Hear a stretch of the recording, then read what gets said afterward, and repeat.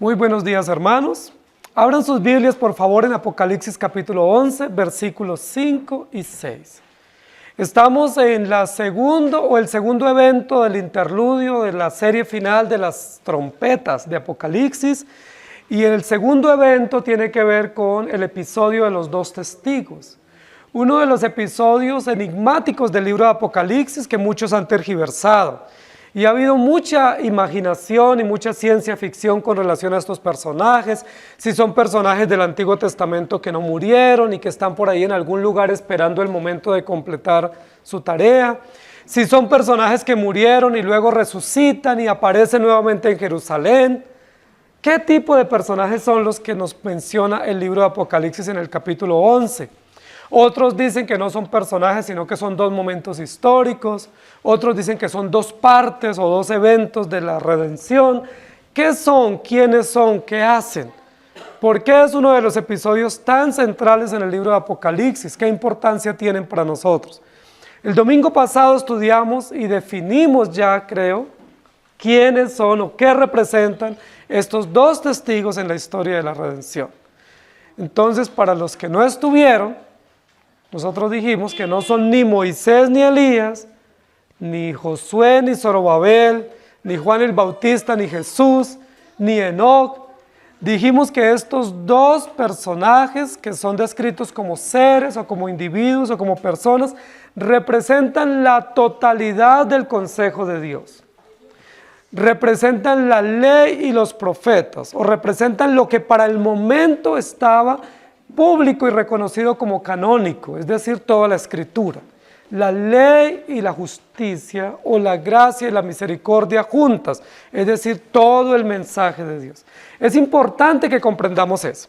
Si comprendemos y llegamos a un acuerdo, va a ser mucho más fácil seguir estudiando este capítulo 11, porque va a seguir hablando de la incidencia que tienen estos dos testigos en el desarrollo de la historia de la redención. Ahora, nosotros dijimos, ¿por qué dos? ¿Por qué no uno? Muy bien, porque Jesús en varias oportunidades dijo a Moisés y a los profetas, óiganlos, es decir, la ley y los profetas, o la gracia y la norma. Y también porque la Biblia dice que es necesario que en boca de 2 o 3 testigos conste toda palabra. Para que la palabra tenga validez, para que el testimonio sea verídico, tiene que ser atestiguado por lo menos por 2 personas. Aquí habla de 2 testigos. Y recuerden que en el templo de Jerusalén, o en el templo de Salomón, que es toda la metáfora que se menciona al principio del capítulo 11, el templo tenía 2 columnas centrales. Y recuerden que algunos han dicho que las 2 columnas centrales tienen que ver con 2 aspectos del carácter de Dios, que es fiel y verdadero. Eran los nombres de las 2 columnas principales del templo. Y aquí está hablando de 2 candeleros en el templo, o 2 olivos que están arraigados y cimentados. Entonces, el uso de los 2 testigos es muy importante, no porque sean 2 personas, sino porque nos muestra la veracidad del testimonio, la autenticidad del testimonio, y nos muestra todo el conjunto de la Escritura hasta el momento de Jesús. Es decir, los 2 testigos no son 2 hombres, los 2 testigos son todo el testimonio de Dios, o toda la Escritura inspirada que estaba circulando ya de manera organizada y canónica en la época en la que Juan está escribiendo. Los textos que nos ocupan hoy dicen así: si alguno quiere dañarlos, ¿a quiénes?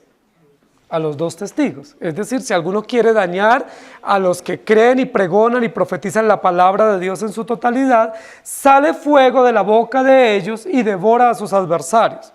Y si alguno quiere hacerles daño, debe morir él de la misma manera. Estos tienen poder para cerrar el cielo, a fin de que no llueva en los días de su profecía, y tienen poder sobre las aguas para convertirlas en sangre y para herir la tierra con toda plaga cuantas veces quieran. Ese es un texto muy importante, ¿sí? Y a diferencia de los que pensamos que Apocalipsis es como ciencia ficción y como todo un enigma de destrucción y de imaginación, realmente aquí está haciendo una descripción del carácter de Dios y el carácter de la palabra. ¿Estamos de acuerdo? Nada de imaginación. No echen a volar su imaginación pensando en hombres que les sale fuego de la boca y matan a los adversarios y pensando en esas películas de ciencia ficción. Sencillamente centrémonos en el poder de la palabra, el carácter de la Escritura y quien cumple toda la Escritura, que se llama Jesucristo, el Cordero vencedor. Muy bien, hasta aquí estamos de acuerdo y si ponemos las bases seguras vamos a tener mucha más facilidad para el estudio en esta mañana. El título de nuestra enseñanza en esta mañana es "Tienen poder los dos testigos", ¿cierto? Los dos testigos que aparecen en el texto anterior vestidos de cilicio tienen poder. En dos oportunidades en los versículos de hoy habla de esa expresión, tienen poder. Tienen poder para y tienen poder sobre y tienen poder contra. Es interesante esos adverbios que nos van a ayudar a comprender un poco más el título de esta mañana. Tienen poder. Ustedes y yo sabemos, querida iglesia, que el único que tiene poder es Dios, que los hombres no tenemos poder. Nosotros no creemos en Superman, ni en la chica superpoderosa, ni creemos en los boy poderosos. Nosotros creemos que solo hay uno poderoso en la historia de la redención y que su poder no tiene límites. Y ese único poderoso, absoluto, se llama Dios.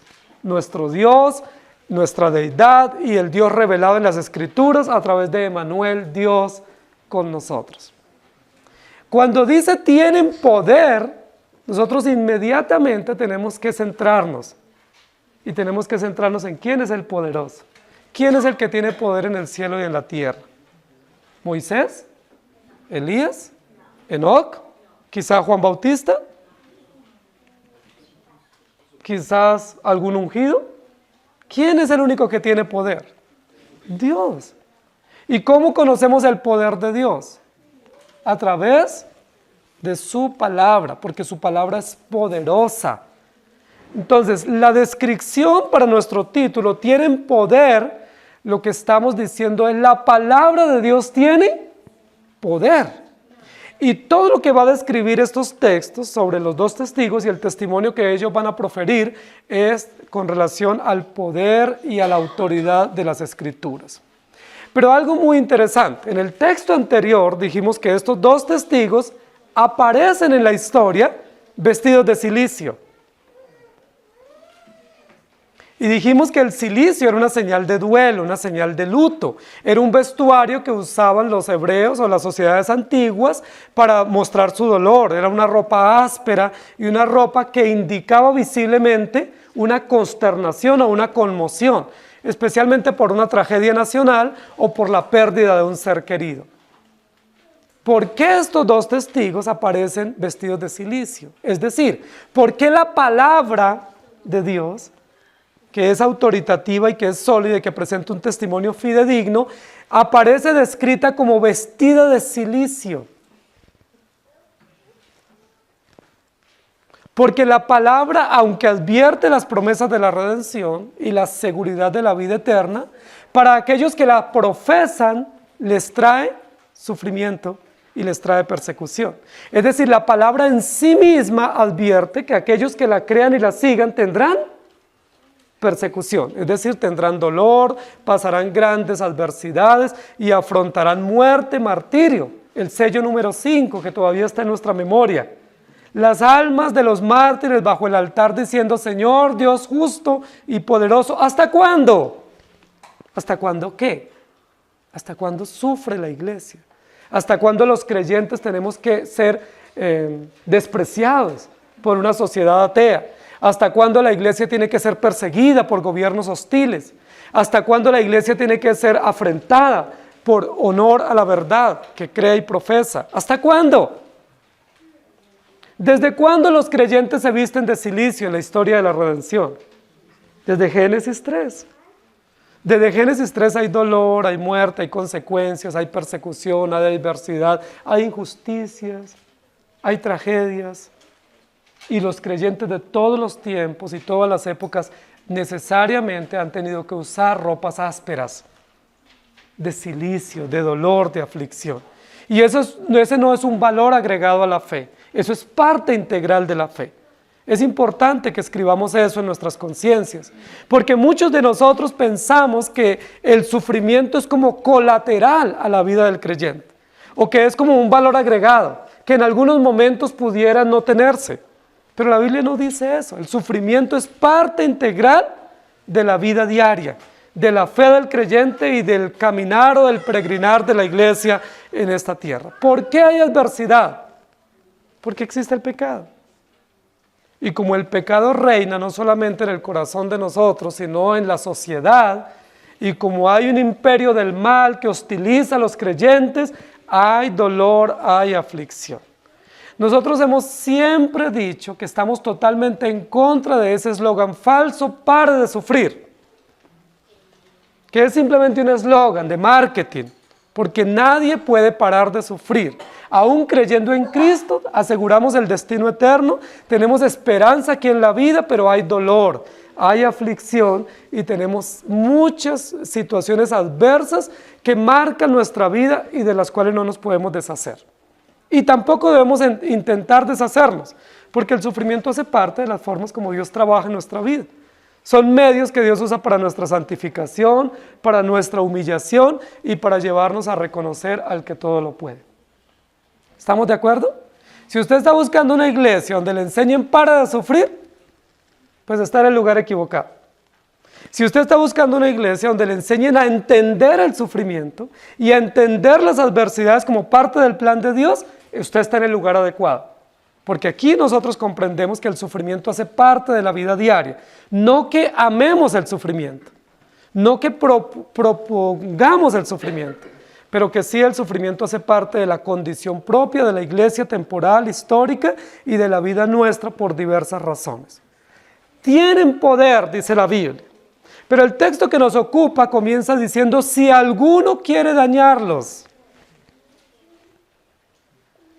Vamos a intentar tejer nuestro estudio comprendiendo que los dos testigos son la palabra de Dios, pero que esos dos testigos también representan a los creyentes que creen y promueven o proclaman la palabra de Dios. Es decir, los creyentes no solamente tienen la autoridad de la palabra que los gobierna, sino que están sometidos a ella y entonces hay adversarios. Desde siempre la iglesia ha tenido adversarios y esos adversarios desde el origen de la historia han pretendido o se han jurado dañar. ¿Dañar a quiénes? A los seguidores del Cordero o a los que proponen y promueven la Escritura. Si alguno quiere dañarlos, y me llama mucho la atención esa expresión, porque querer dañar a alguien es ser un impedimento, un obstáculo para que alguien siga, es levantarse en contra de alguien, ¿sí? Si ustedes miran Génesis capítulo 3, hay un primer impedimento que se levanta contra la primera pareja para intentar dañar el plan de Dios, para obstruir, para interrumpir, para torpedear el plan de Dios, y lo hacen de manera razonada, con argumentos, con buenos análisis, pero el propósito era dañar el plan de Dios y dañar a la primera pareja. ¿Lograron hacerlo? ¿Dañaron el plan de Dios? No, porque el plan de Dios es absoluto, es perfecto y siempre estará en victoria. En el Génesis capítulo 4 se levanta otra acción para intentar dañar a los que adoran a Dios y a los que están entendiendo el plan de la redención. ¿Lograron dañarlo?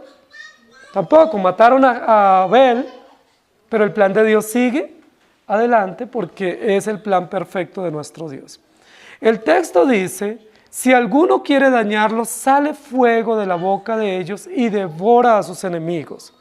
Si ustedes notan en este versículo, en la primera parte, habla de fuego que sale de la boca de ellos. Recuerden que en los primeros capítulos del libro de Apocalipsis, nosotros mencionamos muchas metáforas de luz. ¿Se acuerdan?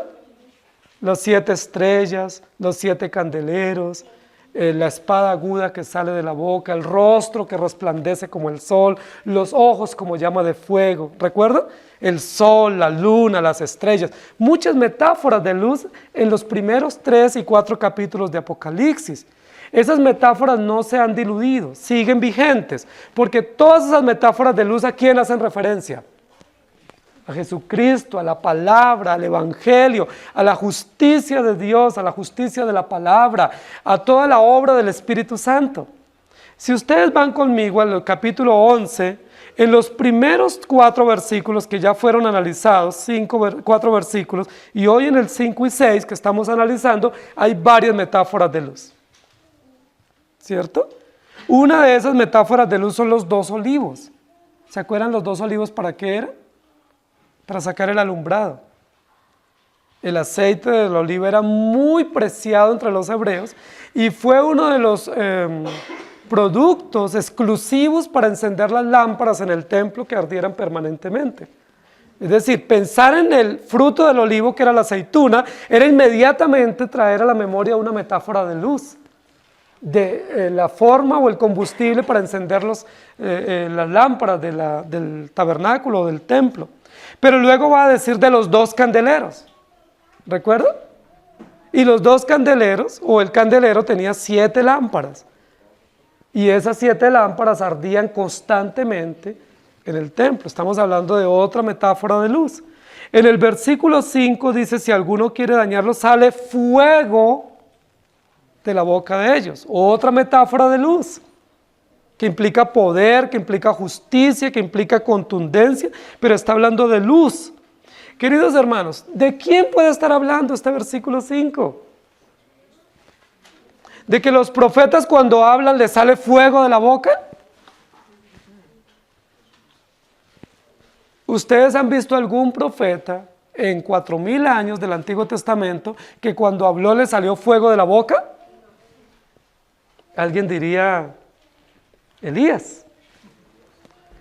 Pero Elías nunca le salió fuego de la boca. No ha habido un hombre, no es una condición nuestra. Por nuestra anatomía, por nuestra fisiología, ninguno de nosotros le sale fuego de la boca. Le puede salir veneno como el de una serpiente, dice la Biblia. Sí, Romanos 3, que de nuestra boca sale veneno, que daña, que destruye, porque nuestros labios y nuestras palabras son malas. Pero nunca ha existido, ni nunca existirá que de un hombre salga fuego de su boca. No existe. No fuimos creados para eso. Entonces, cuando el texto dice que sale fuego de la boca de ellos, ¿a quién es el único que se puede referir? Al poder de la palabra, que es como fuego. Y si vamos a Apocalipsis capítulo 1, cuando describe a ese ser tan extraordinario, en el capítulo 1, dice que su aspecto era como el sol. Es decir, radiante y brillante y fuerte. Y también dice que de su boca salía una espada aguda de doble filo que podía devorar. ¿Y los ojos cómo eran? Ojos como llama de fuego. Y luego más adelante en el capítulo 7 y 8 de Apocalipsis dice que hay un ser que desciende, ¿cierto? Y ese ser que desciende dice que de su boca sale fuego. ¿Y a quién está describiendo tanto el capítulo 1 como ese ser que va a ser descrito, o ese ángel descrito en el capítulo 7 y 8? ¿Recuerdan a quién dijimos que describe? A Jesucristo. No puede estar describiendo a Moisés, no puede estar describiendo a Enoba, a Elías, a Josué, a Zorobabel, a Juan, a ningún hombre, a ningún mortal puede describir esas metáforas, porque eso sí sería ciencia ficción. Y la palabra no da en ningún lugar cabida a la ciencia ficción, porque la palabra presenta principios absolutos y verdades contundentes. Entonces, cuando dice, sale fuego de la boca de ellos, ¿de quién es el único personaje en la historia de la redención que sale fuego de su boca? Jesucristo. Porque tiene el poder de la palabra. Y la palabra es como llama de fuego, o la palabra es como martillo que quebranta la roca, y su palabra es poderosa como espada, penetrante, punzante. Entonces, queridos hermanos, el texto en ningún momento puede estar hablando de unos personajes que resucitan y aparecen 3000 o 4000 años después en la plaza de Jerusalén. Nada que ver. Aquí está hablando de la palabra de Dios, que es poderosa y que se representa a través de la justicia y del poder de la palabra. No ha habido un hombre, por usado que haya sido, en las manos de Dios, que salga fuego de su boca. Y claramente aquí dice, si alguno quiere dañarlo, sale. No dice como que sale, o parece que sale, como en muchos lugares de Apocalipsis, que usa metáforas de similitud o de semejanza. Aquí dice sale, literal. Sale fuego de la boca de ellos. En algunos lugares de nuestra ciudad, en los semáforos, encontramos jóvenes que les sale fuego de la boca, ¿cierto? Es un truco que ellos hacen para recoger monedas y a muchos les va bien. Pero es un truco, pero no es que les salga fuego de la boca, como está diciendo acá. Entonces aquí se está refiriendo nuevamente al poder de la palabra. La palabra de Dios sí es poderosa y es fuego resplandeciente, y el poder de la palabra es tan contundente que devora o que destruye o que extingue con poder. Ahora, ¿quién representa ese poder de la palabra? Jesucristo, el Cordero vencedor, por su justicia, su poder y su veracidad. ¿Hasta aquí vamos bien? Si hay alguna diferencia, háganmelo saber. Pero es interesante que nosotros notemos que cuando decimos tienen poder, pues hermanos, ningún hombre tiene poder. A nosotros nos han hecho creer que hay personas más ungidas y que están como en una escalafón 14 o 21 de poder, están encima en la escalera del éxito, en su unción.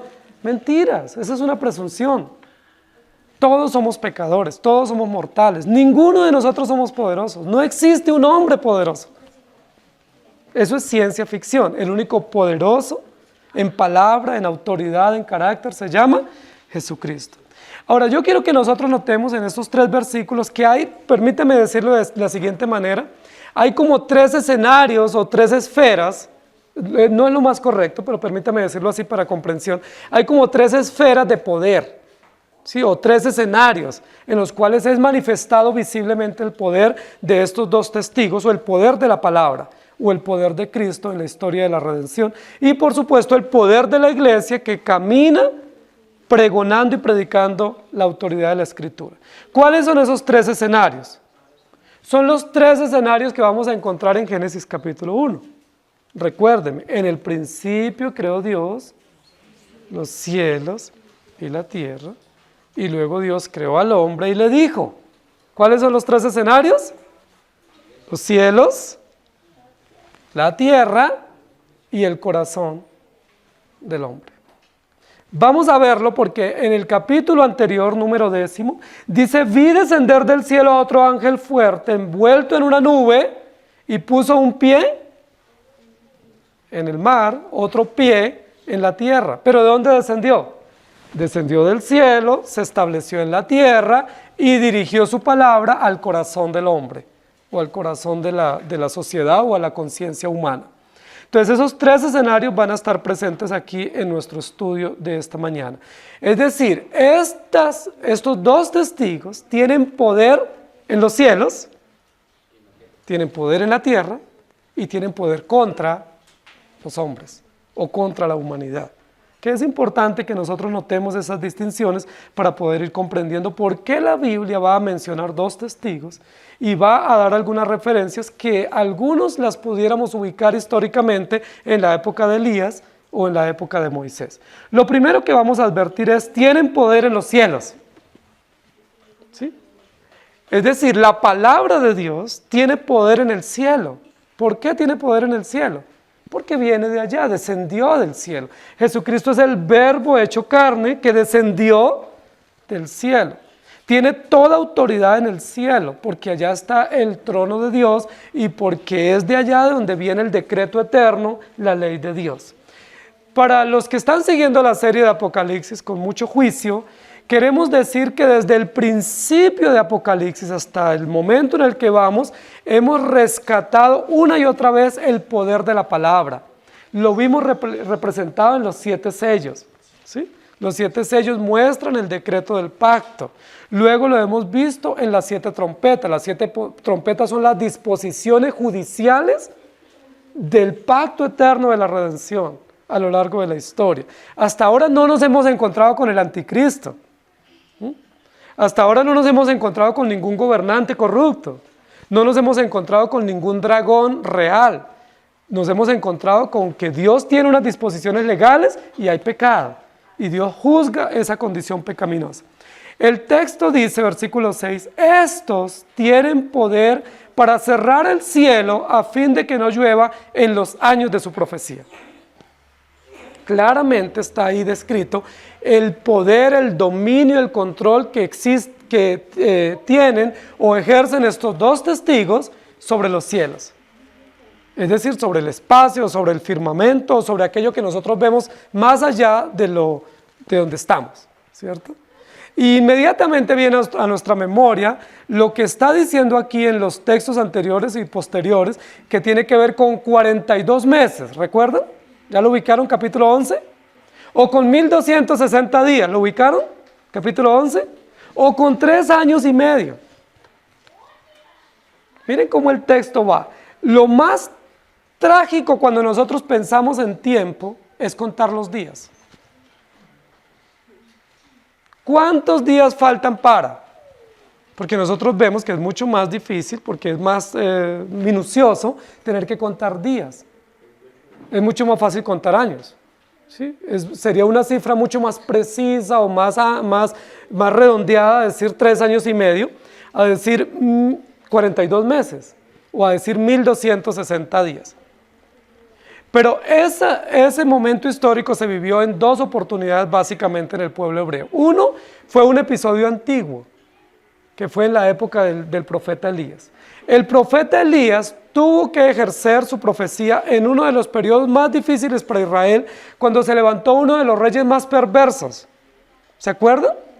Un hombre malvadísimo, que se llamó Acab. Fue tan malvado que dejó gobernar a la esposa. ¿Cómo les parece? Él realmente no gobernó, el rey Acab. El rey Acab dejó gobernar a Jezabel.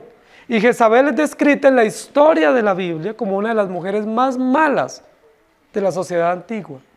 Ella junto a Atalía son las más perversas. Ellas se atribuyeron a sí mismo el título de reinas, pero ellas nunca fueron reinas. Ellas fueron usurpadoras, no fueron reinas. No hay ninguna reina hebrea que haya gobernado entre los hebreos. Alguien me va a decir Esther. No, Esther gobernó en territorio persa por voluntad del rey persa, no por voluntad hebrea.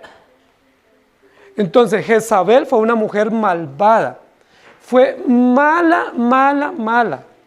Tan mala que persiguió a Elías. ¿Se acuerdan? Y le tocó que meterse a una caverna, irse a una montaña y luego refugiarse donde una viuda muy humilde. ¿Cuánto tiempo hubo un juicio de Dios para esa nación? 3 años y medio, es decir, 42 meses, es decir, 1260 días que no llovió. 1260 días que no llovió. ¿Por qué no llovió sobre Israel durante 3 años y medio? Por un juicio de Dios para Israel, porque Acab, gobernado por Jezabel, dieron un edicto para perseguir a Elías. Y dijeron, no queremos escuchar la voz de Dios. Nos rehusamos a escuchar la voz de Dios. Y como hicieron eso, Dios protegió a Elías, pero le dio a Elías el encargo de orar para que no lloviera durante 3 años y medio. ¿Y se acuerdan qué sucedió al final de los 3 años? Pues el país estaba devastado, ¿sí? Una sequía terrible. Acab estaba buscando al profeta Elías, ¿para qué? Para que orara y lloviera otra vez, porque si no se acababa la nación, se acababa la economía. Entonces, ¿qué es lo que yo quiero decir? Ese periodo de 3 años y medio y ese episodio de que no llovió durante ese tiempo de la profecía tiene que ver con un juicio de Dios para advertir a un gobierno hostil, a un gobierno impío y a una malvada mujer como Jezabel que se puso en el poder, advertirles de que Dios gobierna el cielo. Ellos pueden perseguir a los hombres de Dios, pueden cerrar las iglesias, pueden perseguir a los cristianos y causar mucho dolor, pero ¿quién gobierna en el cielo? Nuestro Dios. Y Él no solo gobierna, sino que da señales contundentes de poder. En este caso, una sequía terrible, no llovió. Ahora, la lluvia, según la Biblia, en el contexto que estamos aquí, ¿qué representa la lluvia? Pues representa la luz, la prosperidad, la frescura, representa la fertilidad, representa las cosechas, representa el bien de Dios. Dios hace bien enviando la lluvia temprana y la tardía. Si no hay lluvia, no hay cosechas. Si no hay lluvia, no hay vida. Si no hay lluvia, no hay verdor, no hay vegetación, no hay nada. Es decir, durante 3 años y medio ellos dijeron, no queremos la lluvia del mensaje de Dios. Entonces Dios, ¿qué dijo? Pues no hay lluvia tampoco para la tierra. Porque ellos se rehusaron a escuchar la palabra de Dios, que es como el refrigerio, dice la Biblia. La palabra de Dios es como la lluvia que refresca la conciencia, que refresca el corazón y que nos da esperanza y nos da fertilidad. La palabra de Dios. Dios le había dicho a Elías, profetiza, pero durante 3 años y medio no llovió. Pero ese episodio de 3 años y medio es paralelo a otro episodio de 3 años y medio que era más contemporáneo en el momento de Juan. ¿Se acuerdan cuál fue? Cuando Tito sitió la ciudad de Jerusalén, ¿cierto? Por 3 años y medio exactamente. 1260 días sitió a Jerusalén y luego vino la destrucción. ¿Sí? Que quemaron la ciudad, destruyeron el templo y dispersaron a todos los hebreos por el mundo conocido, especialmente por el territorio griego. Ese episodio duró exactamente lo mismo, es decir, es un episodio paralelo al tiempo de Elías. Por eso muchos dicen, es Elías el que tiene que ir a profetizar ahora, pero no.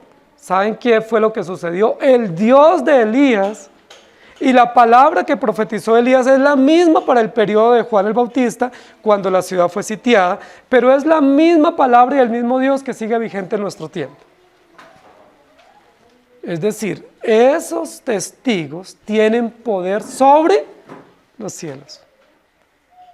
Hay unos textos en los Salmos que dicen que Dios abre su mano y todos se sacian. Pero si Dios quiere, cierra su mano. ¿Y qué va a pasar? Todos nos ofuscamos. Mientras nosotros tenemos alimento, tenemos oxígeno, tenemos todas las cosas básicas para vivir, nosotros estamos tranquilos, no necesitamos a Dios. Así es nuestra sociedad. Mientras haya luz, comida, oxígeno, cosechas, pues nadie necesita a Dios. Pero dejen que eso falte. A ver qué va a pasar. Aún el malvado Acab buscó a Elías para que orara. Y recuerden que le dijo, no te vamos a matar, sencillamente dile a tu Dios que nos quite este juicio tan terrible, porque estamos muriéndonos de sed. En esa época no había otros mecanismos para llevar el agua, para conservarla, para purificarla. Entonces imagínense que las condiciones eran todavía más terribles en el caso de escasez de agua. Estos testigos tienen poder sobre los cielos. ¿Y para qué existe el poder que ellos tienen sobre los cielos? Pues para detener la lluvia o para enviar la lluvia. Es decir, la lluvia es una gran advertencia. ¿Advertencia de qué? De que la vida viene de Dios y que Dios es el que sustenta la creación y que si no hay sustento de la creación, hay confusión. Pero es una advertencia, las señales de los cielos son una gran advertencia del poder de Dios, de la justicia de Dios y del juicio de Dios. Hasta ahora no ha caído juicio sobre las personas, sencillamente hemos visto una gran advertencia en los cielos. Y lo hemos dicho en varias oportunidades aquí en Apocalipsis, siempre que hay señales en el cielo, son señales que advierten que Dios existe, que tiene poder. Terremotos, truenos, tormentas, tornados, inundaciones, nos advierten que Dios existe y Él está en control de esto. Él tiene el poder absoluto sobre todas las cosas y ese Dios es severo. Ahora mis hijos cuando escuchan tronar me dicen, papi, Dios está hablando. Porque nosotros dijimos lo que la Biblia dice en Apocalipsis, que los truenos hablan.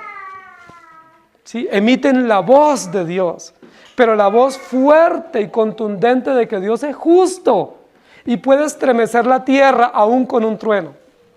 Y la estremece para recordarnos que Él está en poder y en control. Los dos testigos tienen poder para cerrar el cielo a fin de que no llueva por 3 años y medio. Miren esta expresión aquí, tienen poder para cerrar. Apocalipsis capítulo 1, tiene las llaves de la muerte y del Hades, y Él cierra y ninguno abre, y abre y ninguno cierra. ¿Está hablando de Enoc, de Elías, de Moisés? No, querida iglesia, está hablando de Jesucristo, que es el único que tiene poder para abrir y para cerrar. Nosotros no tenemos ningún poder. Nosotros podemos declarar el poder de Dios, pero en sí mismo la iglesia como institución o los siervos de Dios no tenemos ningún poder. Tenemos el poder que viene de Dios, que es común a todos los creyentes, pero ese poder no nos pertenece, es el poder de Dios. Entonces, estos testigos que representan toda la palabra de Dios y que representan a Jesucristo que cumple las disposiciones del pacto, tienen poder para cerrar el cielo. Ustedes vieron recientemente en algunas cuestiones de inundaciones y de lluvias en Norteamérica que hubo algunas profetisas como Jezabel que anunciaron que ya habían decretado que esas tormentas e inundaciones cesaran. ¿Sí? Igual como en la época de Elías. Porque Jezabel también hizo lo mismo y no pudo. Porque ella no tiene poder ni ningún hombre, ni Elías mismo. Elías tuvo que orar para que Dios ejerciera la voluntad que él había decretado, y Elías fue simplemente un instrumento. Entonces, en primer lugar, tienen poder en los cielos para cerrar y detener la lluvia de tal manera que haya una advertencia. Toda la sociedad es advertida, es notificada de que Dios existe, está en control de todo y es justo. Muy bien, en segundo lugar, tienen poder sobre la tierra. Dice el versículo 6, y tienen poder sobre las aguas para convertirlas en sangre y para herir la tierra con todo tipo de plagas. ¿Qué les vino a la mente? Las 10 plagas de Egipto, ¿cierto? Eso inmediatamente viene a nuestra mente. Pero recuerden que igual al periodo de Elías, cuando él profetizó en el tiempo de Acab, Moisés predicó o profetizó en el tiempo de Faraón. Faraón fue un hombre muy malo, fue un emperador muy cruel contra el pueblo de Dios. No solamente les trató con crueldad, sino que les aumentó las cargas y se puso abiertamente en contra de las disposiciones del pacto de Dios. A matar a los niños, es decir, promover el control de la natalidad, aborto, asesinatos, injusticias, crueldad, a no dejar que los hebreos adoraran a Dios. Prohibió la adoración pública, tanto así que Dios dijo, deja que mi pueblo vaya y me adore. ¿Recuerdan? ¿Por qué tenían que Dios pedir que su pueblo saliera a adorar? Porque el faraón había impedido no solamente la natalidad y la unidad de la familia y se fue en contra de la vida, sino que se fue en contra de la adoración pública, similar a algunos regímenes en el mundo. En ese periodo Dios levantó a Moisés. Y recuerden cuando Dios le dice a Moisés, ve a predicar al faraón, recuerdan que Moisés dijo, claro Señor, lo que estaba esperando. Señor, yo no sé hablar. Y Dios le dice, tienes que ir, ¿sí? Y cuando él vaya hacia regañadiente, le dice, Señor, y cuando yo vaya y me preguntan quién me envió, ¿qué digo? Y el Señor le dice, pues yo soy. Pues sí, pero ¿y qué más? No, yo soy el que soy. Sí, pero ¿y? Le dice, listo, está bien, te voy a dar señales. Y Dios, que es tan generoso y tan amplio con sus hijos, le dio señales. Y estas señales eran plagas que venían contra los incrédulos. Esas fueron las señales. Por eso no pida señal, porque hay algunos que andan pidiendo señales. Y la Biblia dice, solo la generación incrédula y maligna, adúltera, demanda señal. Y las señales que se les van a dar son señales de juicio. Porque así como en los días de Jonás, ¿recuerdan?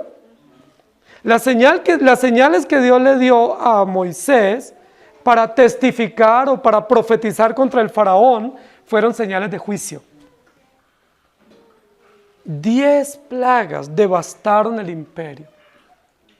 Devastaron una nación poderosa, una economía próspera, ¿sí? La imagen, el poder, el control que representaba Egipto en ese momento para la sociedad del mundo fue golpeado terriblemente, no por Moisés, sino por la vara de Dios que cayó, el poder de la palabra, el fuego que sale de la boca de Dios, el juicio que viene contra gobernantes y contra sociedades ateas que se levantan en contra del pueblo de Dios y que causan gran dolor y sufrimiento a los siervos de Dios.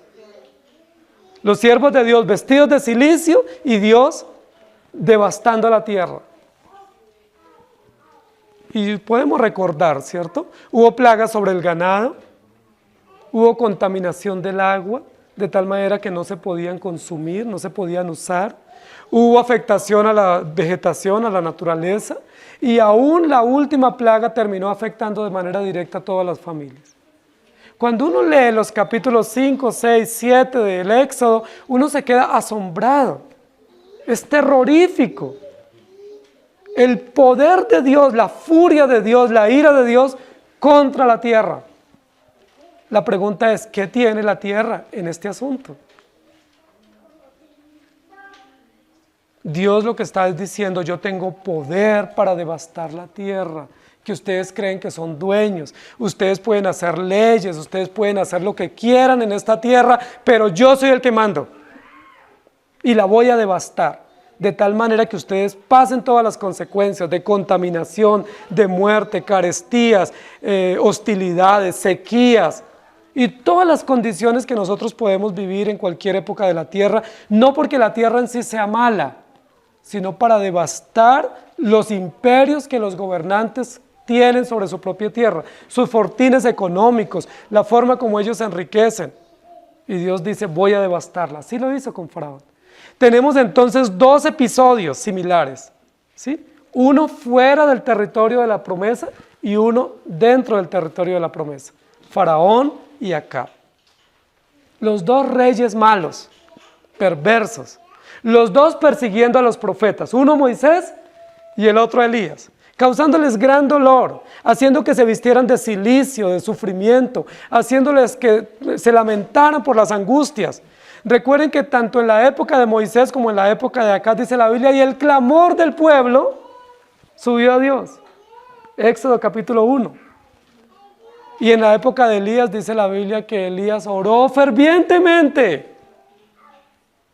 ¿Por qué oraron fervientemente? ¿Porque había avivamiento?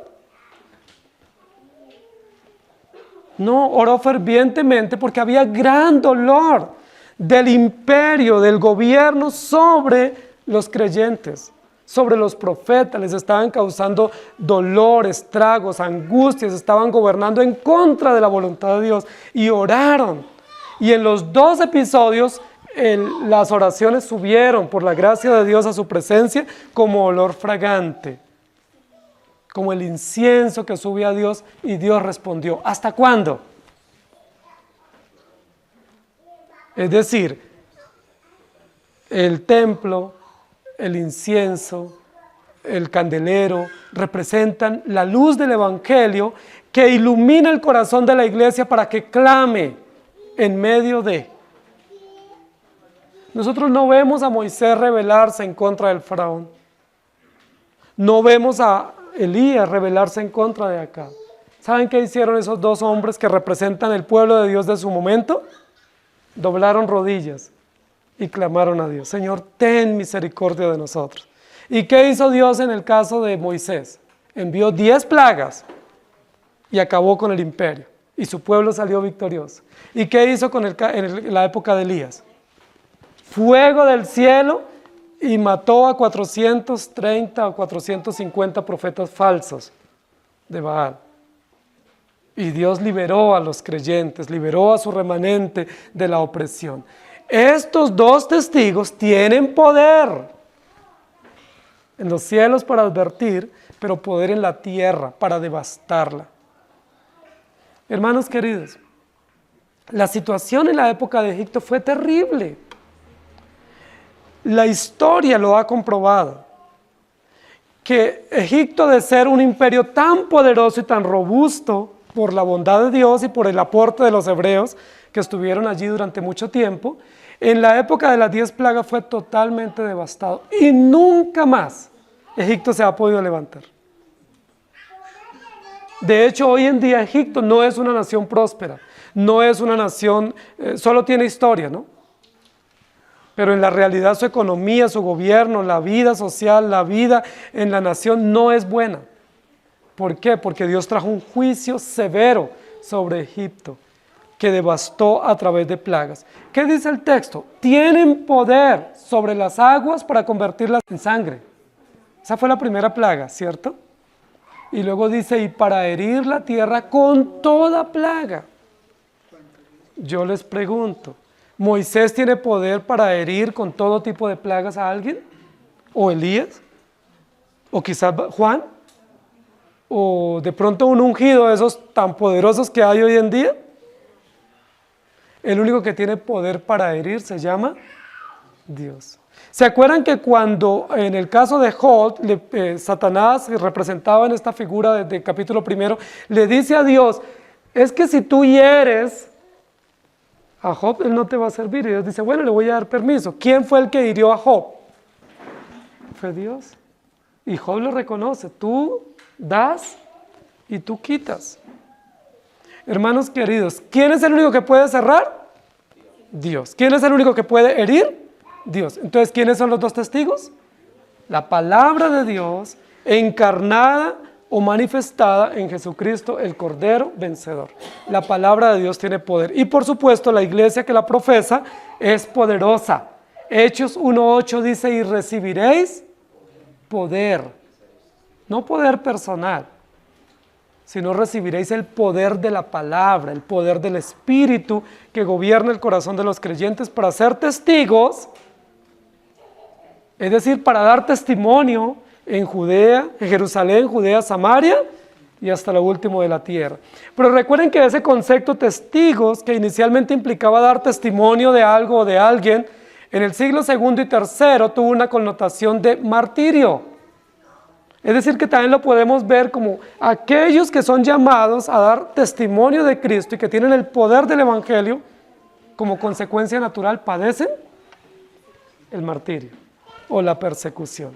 Poder sobre la tierra para devastar. ¿Qué es lo que Dios les está diciendo a Juan entonces?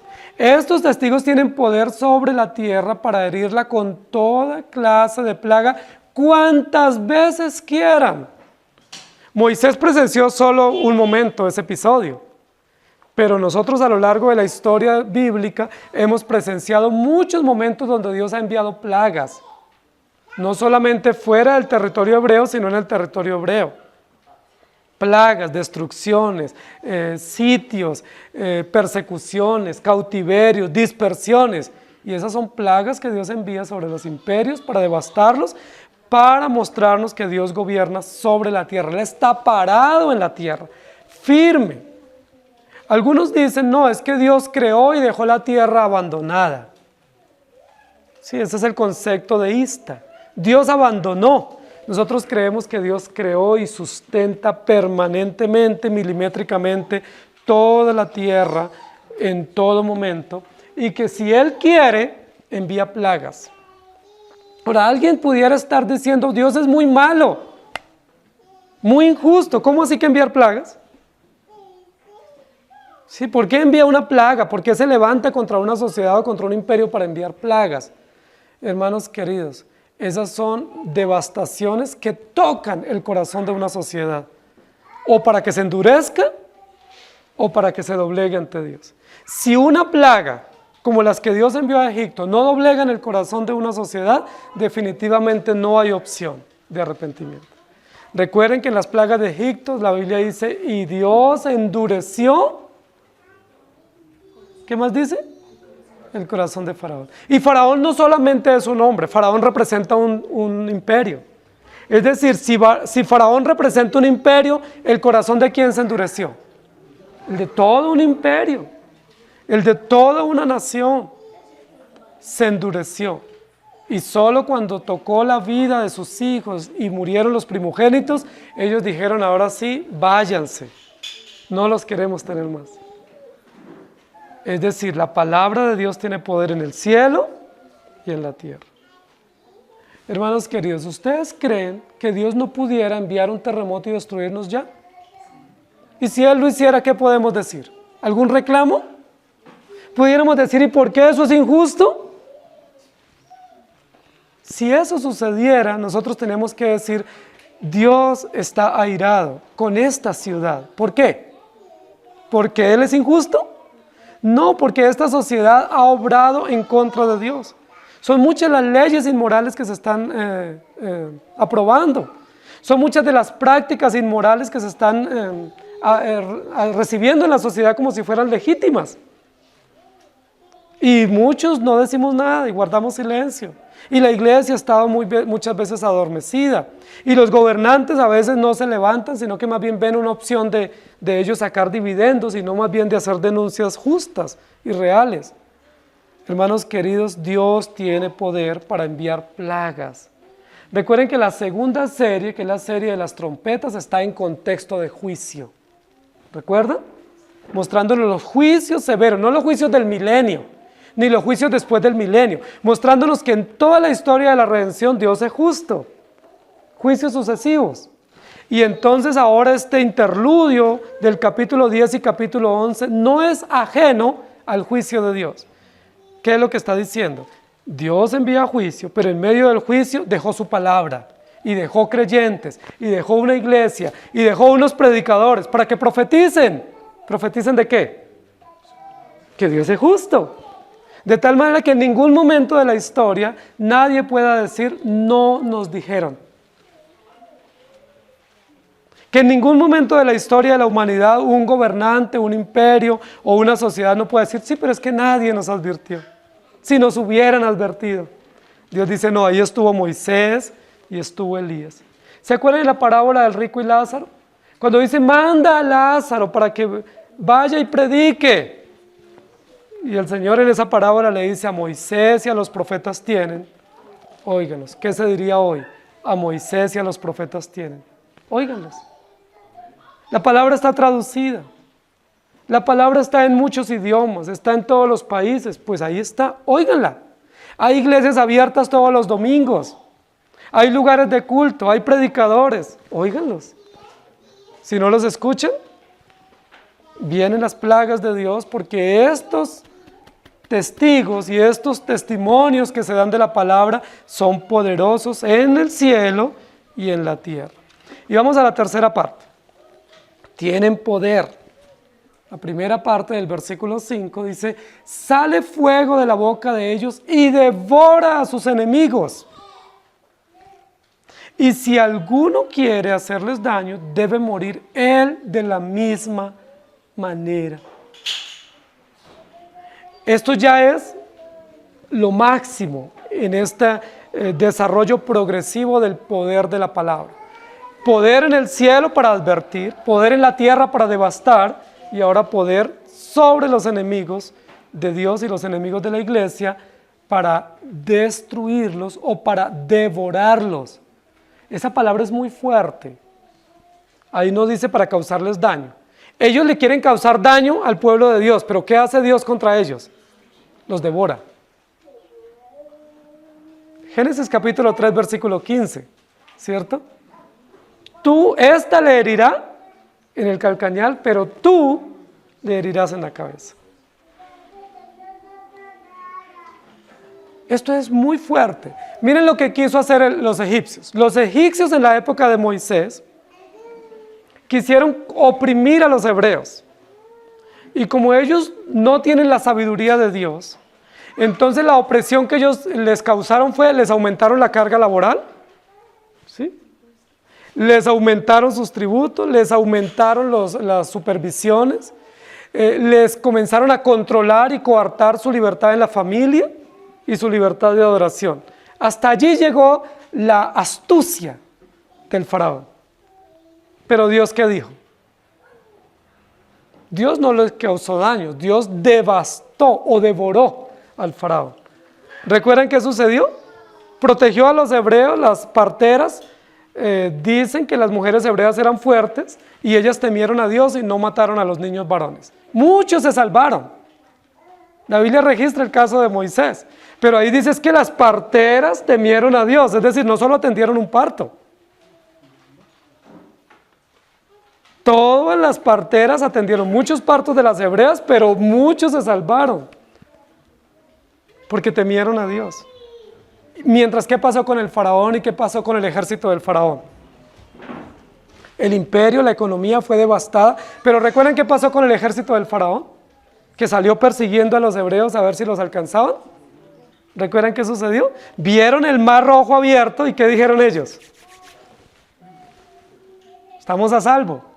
Y cuando iban a mitad del cruce del mar, ¿recuerdan qué sucedió, cierto? Dios dice, toca el mar se cerró y murieron todos allí, sepultados. O sea, Faraón dimensionó con quién se estaba metiendo.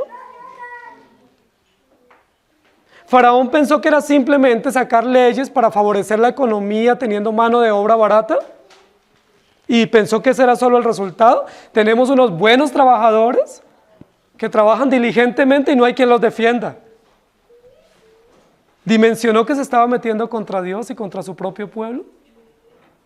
Dimensionó que la palabra de Dios es como fuego que devora a los adversarios de Dios y a los adversarios de los creyentes. Ahora, a mí me gusta mucho que la Biblia registra que Faraón no hizo nada para defenderse en sí mismo. Moisés o los padres de Moisés, Dios defendió a su pueblo. Ahora, en el caso de Elías, Elías fue exiliado, fue perseguido, tuvo que ir a las montañas, a las cavernas a protegerse y parecía que estaba solo. Elías llegó a caer en una depresión profunda donde él dice, solo he quedado yo y ya no quiero seguir. ¿Y recuerdan qué le dice el Señor? Me he reservado 7,000. ¿Qué relación tiene eso con el número 7 de Apocalipsis? ¿Qué relación tiene eso con el remanente? Con el poder de Dios para preservar a su pueblo en medio de persecuciones. Pero también recuerden cómo murió Acab y Jezabel. ¿Se acuerdan cómo murió Jezabel? Jezabel trató a Elías como si fuera un perro y lo persiguió y lo mandó a cazar como si fuera un perro. Y la profecía es, ella será la que va a morir como un animal y en la plaza pública la devorarán. No tendrá cristiana sepultura. ¿Qué es lo que está diciendo aquí el texto? Sale fuego de la boca de Dios, no de los hombres de Dios, de la boca de Dios, de la palabra de Dios y devora a sus enemigos. Y si alguno quiere hacerles daño, debe morir de la manera como ellos pensaron que le iban a causar daño. O si no, recordemos el caso de Amán y Mardoqueo. Clásica historia. No soportaba, era un hombre temeroso de Dios, íntegro. No soportaba un hombre tranquilo y sencillo. No lo soportaba.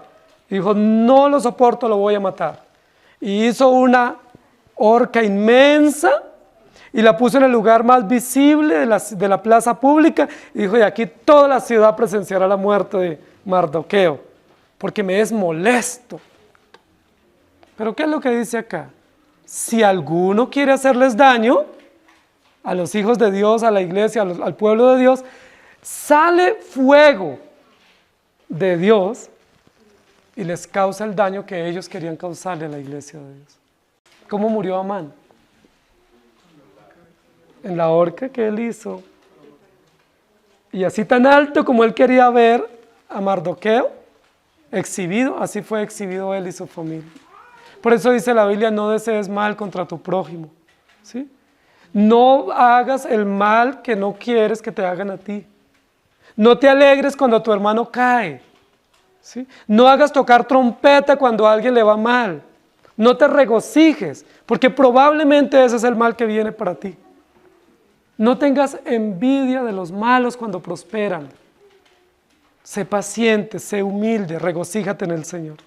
Hoy tú estás vestido de cilicio, mañana estarás vestido de gloria por la eternidad. Pero los incrédulos hoy están vestidos de alegría y de placer, y por la eternidad de cilicio, de aflicción que no será apaciguada. El texto dice, sale fuego de la boca de ellos y devora a sus enemigos. Y si alguno quiere hacerles daño, debe morir. En la época de Juan, cuando el sitio de Tito a Jerusalén, ellos venían contra el templo, contra los creyentes y contra los discípulos. ¿Cuál era el plan de los gobernantes de ese momento? Que rendían culto al imperio. Dispersemos a los creyentes. Si logramos dispersar a los creyentes, se nos acaba el problema. Pero lo que ellos no contaban era que previamente Dios les había dicho, recibiréis poder y me seréis testigos en Jerusalén, en Judea, en Samaria y hasta lo último de la tierra. Y esos emperadores hostiles contra la iglesia se ensañaron contra ellos, los acusaron falsamente y los dispersaron y a muchos mataron. Pero ¿qué pasó con el evangelio? Se esparció. Si alguno quiere hacerles daño, lo que ayudan es a contribuir al plan de Dios. En el siglo XVI sucedió. La mayoría de los reformadores y prerreformadores en el siglo XVI fueron muertos de manera muy cruel. Pero dice la historia que la sangre de esos mártires sirvió como semilla para abonar el terreno de la predicación de la palabra. Es decir, en medio de persecución la iglesia se hace más fuerte porque la palabra tiene poder. Dios defiende a la iglesia y si hay adversarios que quieren dañar a la iglesia, nuestra confianza está en el Señor. La Biblia en ningún momento dice que tenemos que maldecir a nuestros enemigos. Si ustedes o yo tenemos enemigos individuales o como iglesia, no tenemos el derecho de maldecirlos. No tenemos el permiso de pensar mal o hablar mal de ellos. Lo máximo que podemos hacer es orar que Dios tenga misericordia de ellos y que Dios los bendiga. Pero lo que nosotros sí sabemos es que hay alguien que tiene poder para defendernos a nosotros. Y ese que tiene poder se llama Jesucristo. Y Él tiene poder y cuando Él abre su boca contra los adversarios de la iglesia, ¿qué sucede? Sale fuego que devora, dispersa, extingue a los adversarios de la iglesia. ¿No es eso esperanzador para usted y para mí? Eso nos ayuda a mantener la calma, a mantener la paz, a no vengarnos por nosotros mismos, a no levantar nuestra mano. Como dice en algunos lugares de la Escritura, Dios nos libre de levantar nuestra mano en defensa propia o en venganza contra otros. Como dijo uno de los reyes, no tengo mis manos manchadas de sangre.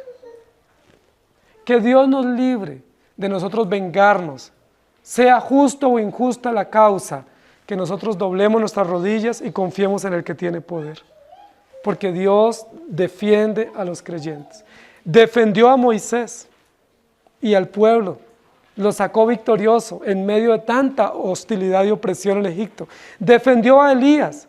Y en la época de Elías no solo Elías fue salvo, sino más de 7,000 fueron salvos en medio de un gobernante tan hostil. Así sucedió en la época de la Reforma, en todos los periodos de la historia de la iglesia y así seguirá sucediendo.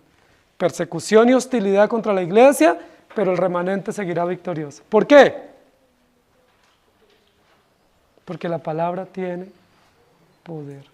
Porque el testimonio de la palabra está firme, cimentado en su templo, y aquellos que se levanten contra la iglesia tendrán que enfrentarse no contra nosotros, sino contra el Dios de la iglesia, contra el autor de la iglesia. Si alguno, y eso es una advertencia, si alguno se atreve, si alguno aún así quisiera levantarse contra la iglesia, o contra un siervo de Dios, o contra un creyente, para causarle molestias, para hostigarlo, para molestarlo, si aún así se atreve, ¿qué va a suceder? Sale fuego, es decir, sale Dios en defensa de su pueblo. Sale Dios en defensa de su pueblo, como el león de la tribu de Judá, ¿cierto? Como ese rey de los ejércitos, o Jehová de los ejércitos, en defensa de su pueblo. No porque sus profetas sean fieles, no porque su iglesia lo merezca, no porque los creyentes mantengamos en santidad, sino porque Dios es fiel y Él va a defender a su pueblo. El mérito no es nuestro, el mérito es de Dios. Alguien diría, es que si no estamos en santidad, Dios no nos defiende. La Biblia no pone condiciones. Ay, es que si no estamos en oración, entonces Dios no nos defiende. Es que si no vamos a la iglesia, Dios no nos cuida. No, no es por ninguna condición. El texto dice, si alguno quiere dañarlos, sale fuego, el fuego de la palabra, para defender y devorar a sus enemigos. Hermano, la iglesia siempre tiene enemigos. Desde Génesis 3 la iglesia tiene enemigos. ¿Quiénes son los enemigos de la iglesia? El mundo, ¿cierto? La carne, la vanagloria de este mundo. Gobernantes injustos, leyes injustas, sistemas injustos, ideologías. Son los enemigos de la fe nuestra. Nosotros estamos basados en seguras promesas. Y Dios es nuestro capitán, pero hay tanto a nuestro alrededor y tanto en nuestro corazón que quiere devorarnos, pero sale fuego de Dios en defensa de la iglesia. Eso es como cuando una madre dice, el que se meta con mis hijos, me va a conocer. ¿Han escuchado mamás decir eso? Y es verdad, la mamá está dispuesta por su carácter a defender a sus hijos, no importa, y a pesar de, aunque eso le signifique dar la vida. Si eso hace una madre por un hijo, ¿qué no puede hacer Dios por sus hijos? Cuando la Biblia dice que Él como gallina reúne a sus pollitos y los pone debajo de sus alas, esa no es una figura tierna. Nosotros vemos la figura ahí romántica. No, es una figura de combate, es una figura agresiva. Dios ataca a quien se venga en contra de los creyentes y los defiende. ¿Sí? El ángel de Jehová acampa alrededor de los que le temen. ¿Y qué? ¿Y los consiente? No, y los defiende. Hermanos, qué maravilloso eso. Para que nuestro corazón no se llene de amargura con los enemigos que tenemos, pueden ser personas naturales o sistemas.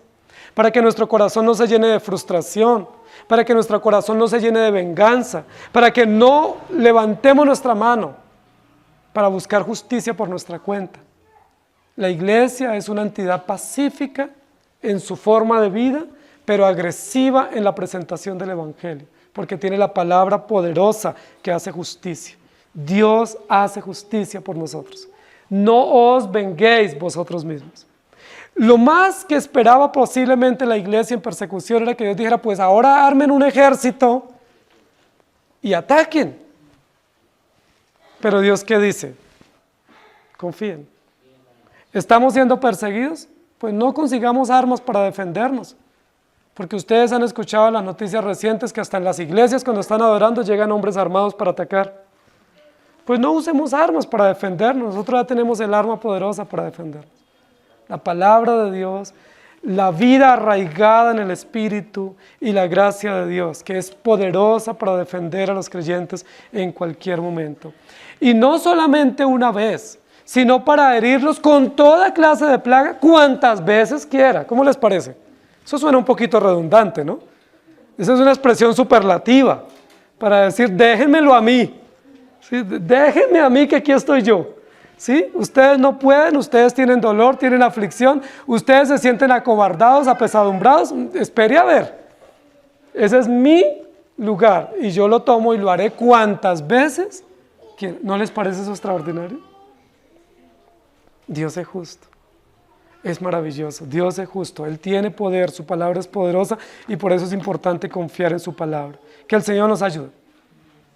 Inclinemos nuestro rostro. Señor, gracias por tu palabra. Gracias por dejarnos el testimonio de la Escritura.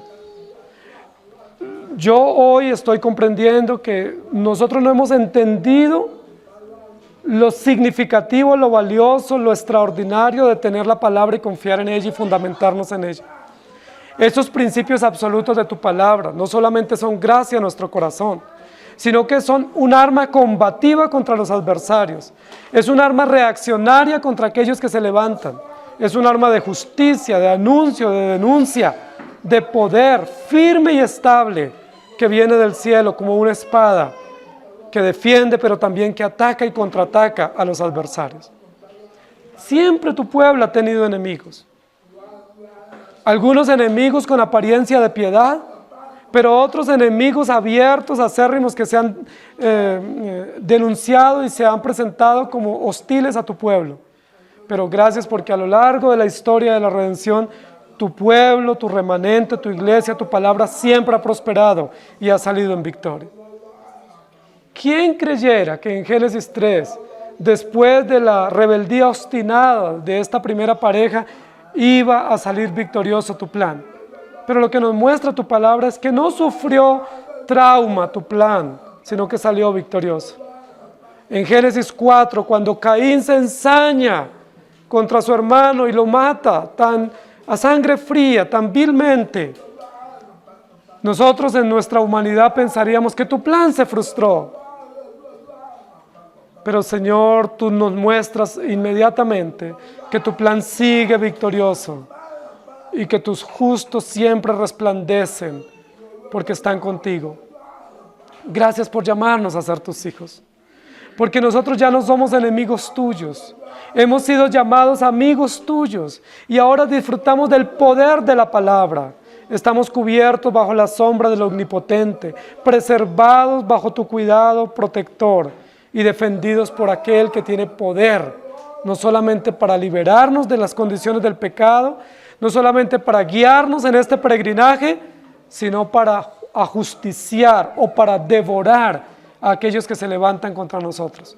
Sea Satanás, sean sistemas, sean imperios, dominios, sea el mundo, sea nuestro propio corazón, cualquier condición o situación que se levante contra tus hijos, tú la devorarás porque están advertidos.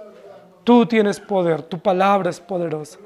Gracias por dejarnos el testimonio de la palabra, útil y pertinente en todo momento de la historia y que gobierna nuestro corazón. Ayúdanos a vivir por ella y por ti, para tu gloria y excelencia. En Cristo Jesús.